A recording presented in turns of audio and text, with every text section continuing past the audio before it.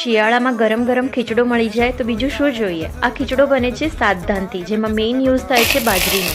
એની સાથે તેમાં વાલના દાણા, કાબુલી ચણા, લાલ ચોળી, મગ, બહુ બધા ધાન એડ થાય છે. તમને જે ભાવતા હોય આને ખાંડીને અને આપણે બે પાણીથી વોશ કરી લઈશું, જેથી બાજરીના જે ફોતરા છે તે નીકળી જશે.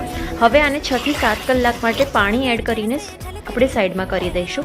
હવે એક મસાલો બનાવ્યો છે, જેમાં લીલા મરચાં, આદુ અને લસણની પેસ્ટ છે.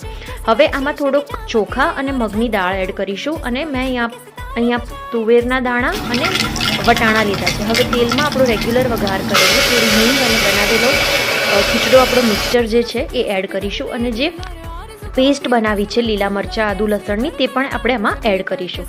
હવે આમાં મસાલામાં ખાલી જશે હળદર અને મીઠું, બીજા કોઈ જ મસાલા આમાં એડ કરવા નથી. હવે જેટલો ખીચડો છે એનો 3 ગણું પાણી લેવાનું છે, અને એને એકદમ બોઇલ થાય એના પછી બસ 2 વિસલ થાય એટલું આપણે એને પકાવવાનું છે. ગરમ ગરમ ખાવામાં બહુ જ મજા આવશે, અને જ્યારે ઠંડી પડતી હોય છે અને આ ખીચડો મળી જાય તો બીજું કંઈ ના જોઈએ. આને તમે ઘી સાથે સર્વ કરી શકો છો. આમાં તમે તલનું તેલ પણ એડ કરી શકો છો, એ પણ ખાવામાં બહુ સરસ લાગે છે. મેં यहाँ પર લીલું લસણ અને કોરિયન્ડર લાસ્ટમાં એડ કરીને એને મિક્સ કરી લીધું છે.